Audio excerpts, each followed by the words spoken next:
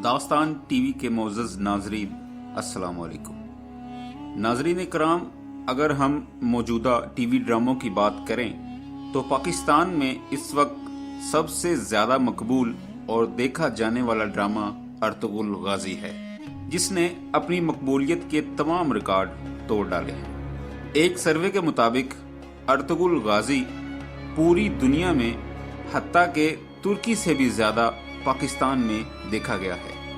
Ertugrul कौन था और तारीख उसके हवाले से क्या कहती है, उसके बारे में एक मुख्तसर और ज़रूरी मालूमात पर मबनी हमारी एक वीडियो बन चुकी है, जिसे आप ज़रूर मुलाहिज़ा फरमाएं।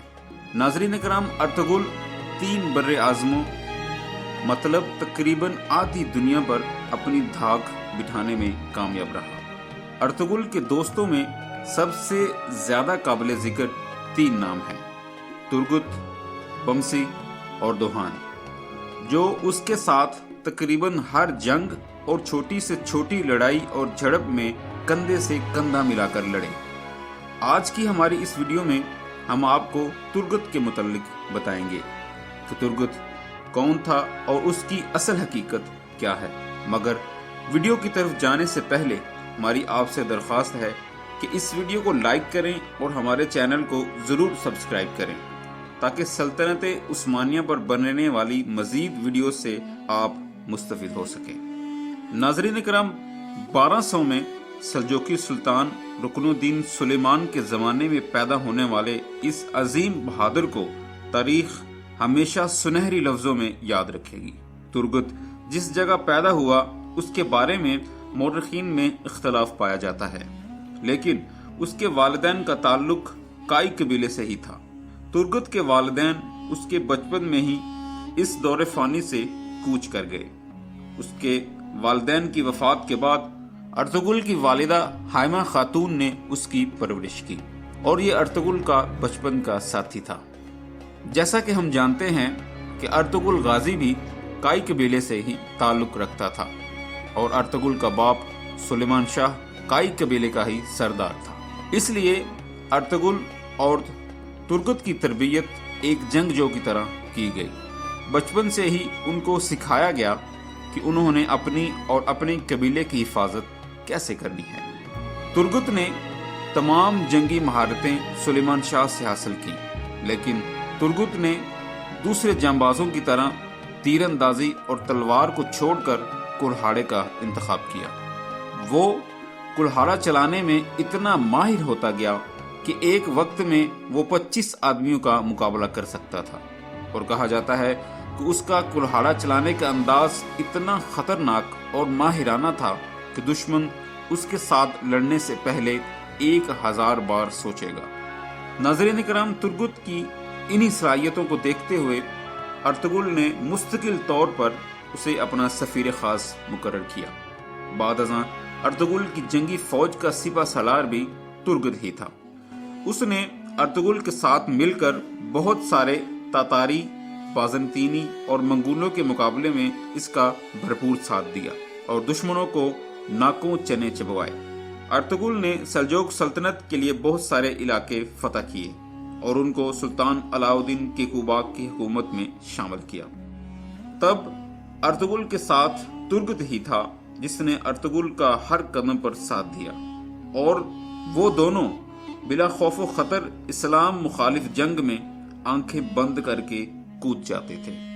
उस वक्त का सुल्तान अलाउद्दीन क़ैक़ूबाग अर्तुगरुल पर जितना एतमाद और भरोसा करता था, उतना ही उसे तुर्गुत पर भी यकीन था। अर्तुगरुल गाज़ी की बहादुरी और दलेरी को देखते हुए सुल्तान अलाउद्दीन क़ैक़ूबाग ने उसको सोगोत शहर तोहफे में दिया। सोगोत की जानब हिजरत करने में तुर्गुत भी अर्तुगरुल के साथ शामिल था। सोगोत में भी उनको आए दिन मंगोलों, तातारियों और बाज़ंतीनी साजिशों का सामना करना पड़ा, मगर इस्लाम के ये मर्द मुजाहिद इस बात से बखूबी वाकिफ थे कि उन साजिशों का कला कमा कैसे करना है। सोगोत में होने वाले बाज़ंतीनी और मंगोलों की झड़पों में भी तुर्गुत ने बड़ी बहादुरी से अपनी ताकत का लोहा मनवा कर अर्तुगरुल का साथ दिया। سلطان علاء الدین کیکوباک نے ارطغرل کی تمام مفتوح سلطنت کو سلطان نونی کا نام دیا۔ اس وقت ارطغرل ایک بکھرے ہوئے طوفان کی طرح آگے بڑھتا جا رہا تھا۔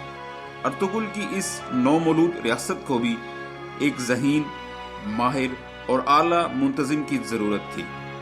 اس کے لیے ارطغرل کا انتخاب ترگت سے آگے جا ہی نہیں سکتا تھا۔ ناظرین کرام، ترگت کی پہلی شادی کائی قبیلے کی ایک لڑکی آئکس یا شاہینہ نامی خاتون سے ہوئی۔ بعد ازاں جب منگولوں نے کائی قبیلے پر حملہ کیا تو شاہینہ خاتون اس حملے میں بری طرح زخمی ہو گئی اور کچھ عرصے کے بعد زخموں کی تاب نہ لاتے ہوئے اپنے خالق حقیقی سے جا ملی۔ شاہینہ خاتون سے ترگت کی کوئی اولاد نہیں تھی۔ ترکی کے ڈرامے دریلس ارطغرل کے مطابق شاہینہ خاتون کی وفات کے بعد ترگت کا مقصد صرف ارطغرل کے ساتھ مل کر اسلام کی اشاعت کے لیے لڑنا باقی رہ گیا تھا۔ اس ڈرامے کے مطابق ارطغرل غازی نے ترگت کو صلیبیوں کے قلعے میں جاسوسی کے لیے بھیجا تو وہاں ترگت جاسوسی کے الزام میں پکڑا گیا۔ قلعے میں اس پر طرح طرح کے مظالم ڈھائے گئے۔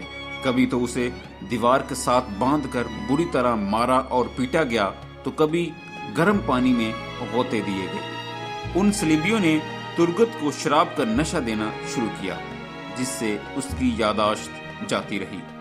بالآخر وہ اپنی ذہانت اور چالاکی سے ان کے چنگل سے نکلنے میں کامیاب ہوا، لیکن مسلسل نشہ دینے کی وجہ سے ترگت کو کچھ بھی یاد نہ رہا کہ وہ کون ہے، کہاں سے آیا ہے اور اس کا مقصد کیا ہے۔ ترگت کو علاج کے لیے کائی قبیلے میں ایک لکڑی کے پنجرے میں رکھا گیا، جہاں بالآخر وہ مکمل طور پر صحت یاب ہو کر دوبارہ ارطغرل کی صف اول میں آ کھڑا ہوا اور ارطغرل کے تمام معاملات میں اس کی مدد کرنے لگا۔ ناظرین کرام، ارطغرل نے ایک قبیلے سے جنگ سے بچنے کے لیے اس کے سردار کی بیٹی سے ترگت کی دوسری شادی کر دی، اور ترگت کی اس دوسری بیوی کا نام اصلاحان خاتون تھا۔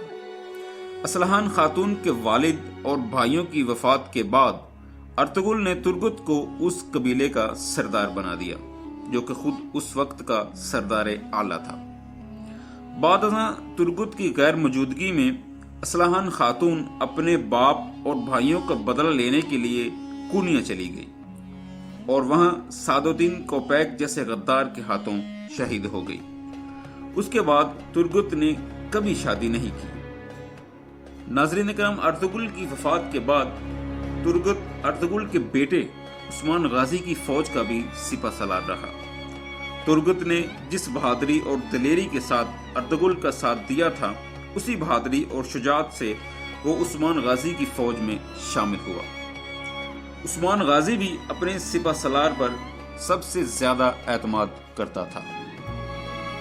عثمان غازی نے اپنے دور حکومت میں ترگت کو اناگول فتح کرنے کے لیے بھیجا، جسے ترگت نے بڑی شجاعت اور جنگی ہنرمندی سے سلطنت عثمانیہ میں شامل کر دیا۔ عثمان غازی ترگت کی فتح سے اتنا متاثر ہوا کہ اسے یہی علاقہ حکومت کرنے کے لیے دے دیا گیا۔ ناظرین کرام، اناگول کی حکومت ترگت کو بآسانی نصیب نہیں ہوئی تھی، بلکہ اس سب کے پیچھے اس کی طویل جدوجہد شامل تھی۔ اناگول پر ترگت نے تقریباً 36 سال تک حکومت کی۔